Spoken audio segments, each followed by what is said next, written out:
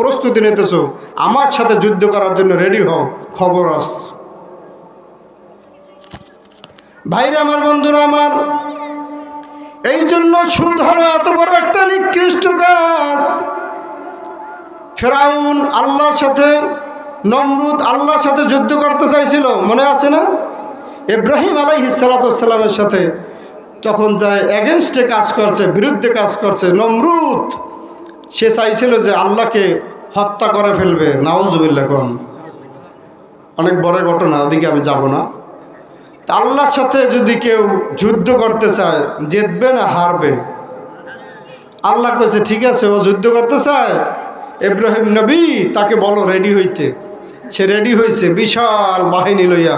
নমরুদ তো একটা দেশের রাজা, সে বাহিনী নিয়ে রেডি হয়েছে যে আল্লাহর সাথে যুদ্ধ করবে, কামান নিয়ে, অস্ত্র শস্ত্র যা আছে।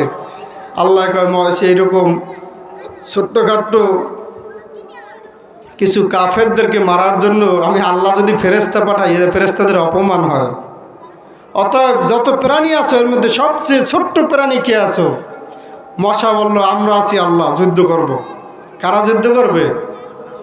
আল্লাহ বললেন ঠিক আছে, মশা যেহেতু ছোট সাইজে, ওদের মতো লোক মারতে এই মশার চেয়ে বেশি কিছু দরকার নাই, ওরা ছোটরা যাক। তো বিশাল মশা যাকে যাকে উপর দিয়ে নামতেছে নিচের দিকে। নমরুদকে কই তোমার আল্লাহর সৈন্যবাহিনী? ইব্রাহিম কয় আসতেছে। আসছে এক যাক মশা, একটা ছিল ল্যাংড়া মশা। ল্যাংড়া মশাটা সেও আইছে দৌড়ে, আল্লাহ আমিও যুদ্ধ করবো। কয় তুমি ল্যাংড়া মশা, তুমি এবার কিসের যুদ্ধ করবা? আমি একটু ল্যাংড়া, এই জন্য আসতে দেরি হয়েছে, ওরা তো গেছে, আমারও পারমিশন দেন, আমিও যুদ্ধ করবো। সুবহানাল্লাহ। তো ঠিক আছে কইছে যে ল্যাংড়া মশা যাও, তুমিও যখন সাহস করে আসছো, তোমার দিয়ে একটা ইতিহাস ঘটাই দেই। তুমি ছোটোখাটো নেতা পাতা ধরবা না, তুমি যে ডাইরেক্ট নেতা নমরুদের হত্যা করবা। ল্যাংড়া মশা হত্যা করবে কাকে? বড় নেতারে। ঠিক আছে, এক একটা মশা নাক দিয়ে ওই সৈন্যবাহিনীর ভিতরে ঢুকে মগজের উপর কামড়ায়, আর ওরা অস্থির পাগলের মতো, মাথায় যদি মগজের উপর কামড়াইতে থাকে পাগলের মতো ছুটোছুটি করে, একজনে আরেকজনের মাথার উপর আঘাত করে। যেই মাথায় টাকাইতে থাকে মশা একটু কামড়টা বন্ধ করে দেয়, আবার যে ওরা আবার স্থির হয় আবার কামড় শুরু করে, তখন আবার তারা মারতেছে, একজনে আরেকজনকে মারতেছে। শেষ পর্যায়ে ল্যাংড়া মশাটা গিয়ে ঢুকছে নমরুদের নাক দিয়ে একবার মগজে চলে গেছে। এখন তাকেও কামড়াইতেছে, সে বলতেছে আমাকে মাথায় আঘাত করো, আমার মাথায় প্রচুর ব্যথা হইতেছে, কামড়াইতেছে। তার সাথে যে রিজার্ভ ডক্টর আছে, ডক্টরের টাক শুরু করছে, আর টাকাইতেছে, একটু থামলে পর আবার কামড় শুরু করে। অবস্থা বেগতিক। শেষ পর্যন্ত ডাক্তার কইছে আমি এই চাকরি লই নাই, আমি চাকরি লইছিলাম আপনার ডাক্তারি করতে, এইটা চাকরি আমি লই নাই, আমার পক্ষে সম্ভব না। কারণ আরে তুমি টাকাও, পরবর্তী পাবো কি, কী দিয়ে টাকাবো? কয় কিছু না পাইলে আমার জোতা নিয়ে আমাকে মাথায় বাড়ি দিতে থাকো। নাউজুবিল্লাহ। কল আল্লাহর সাথে যুদ্ধ করতে আসছিল, আল্লাহ এমন শাস্তি দেয় দেখেন। শেষ পর্যন্ত জুতা দিয়ে টাকাইতে টাকাইতে, মাথায় আঘাত করতে করতে অবস্থা করুন। শেষ পর্যন্ত যখন বেশি আঘাত করতে করতে নমরুদ দুনিয়া থেকে বিদায় হয়ে গেছে, আল্লাহর ছোট্ট বাহিনী মশা জয়লাভ করছে। বলেন সুবহানাল্লাহ। তা নমরুদ আল্লাহর সাথে যুদ্ধ করতে চাইছিল, পারছে? সুদখোররা যদি আল্লাহর সাথে যুদ্ধ করতে যায় পারবে নাকি? কি অনেক টাকা আছে যে টাকা দিয়ে ঠেক দেওয়া যাইবে? সুবহানাল্লাহ ওয়া বিহামদিহি। আল্লাহ হেফাজত করে, সকল বলেন আমিন। আল্লাহ যেন তাদের হেদায়েত নসিব করে, সকল বলেন আমিন। ভাইরা আমার, বন্ধুরা আমার, হাদিস শরীফে আসছে, কোরআনুল কারীমে আসছে, সুদখোরের জন্য বড় তিনটা শাস্তির ব্যবস্থা করা হয়েছে। আল্লাহ তাআলা কোরআনে বললেন সুদখোর ব্যক্তিরা কিয়ামতের ময়দানে কেমনে উঠবে? বলেন তো, শুরুতে বলছিলাম সুদখোররা কিয়ামতে কেমনে উঠবে? পাগলের মতো হয়ে যাবে।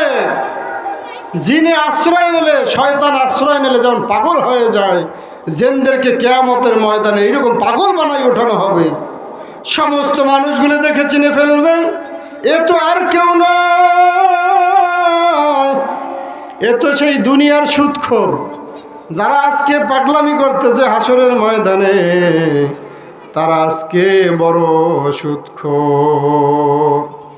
নবীজি আলাইহিস সালাতু ওয়াস সালাম মেরাজে গেছিলেন। মেরাজে যাওয়ার পরে জাহান্নামের মধ্যে দেখতেছেন একদল লোকের পেটগুলি বিশাল, একটা ঘরের মতো পেট। এক একটা পেট কেমন হবে? একটা ঘরের মতো হবে পেট। জিজ্ঞাসা করলেন এরা কারা? ফেরেশতারা জানাই দিলেন, ইয়া রাসূলুল্লাহ, ইয়া হাবিবাল্লাহ, এরা আর কেউ নয়, দুনিয়াতে মার্কা মারা বড় বড় সুদখোর ছিল। আজকে আল্লাহ তাআলা তাদের পেটটাকে একটা ঘরের মতো বানাই দিল। শুধু তাই না, আল্লাহর নবী দেখতেছেন পেটের ভিতরে সাপ বিচ্ছু ভরা, তাকে ভিতর দিয়ে কামড়াইতেছে। নাউজুবিল্লাহ কোন বিষের যন্ত্রণা ছটফট করতেছে জাহান্নামের মধ্যে। কারণ হইল তারা দুনিয়ায় সুদ খাইছে, ওই সুদের সম্পদ দিয়ে তাদেরকে আবার সাপ বিচ্ছু বানাইয়া পেটটাকে বিশাল ঘরের মতো বানাইয়া তারপরে আল্লাহ তাআলা জাহান্নামের মধ্যে শাস্তি দিতেছে। নাউজুবিল্লাহ মিন যালিক। এই দুনিয়ার সাপের মতো, দুনিয়ার বিচ্ছুর মতো মনে করছেন? জাহান্নামের যদি একটা সাপ একবার কাউকে দংশন করে, একবার যদি সবল মারে, 40,000 বছর পর্যন্ত লোকটা বিষের যন্ত্রণায় গলা কাটা মুরগির মতো ছটফট করতে থাকবে। নাউজুবিল্লাহ মিন যালিক। বড় কঠিন শাস্তি সুদখোরদের বিষয়ে, বড় কঠিন শাস্তির কথা বলা হয়েছে হাদিস শরীফে।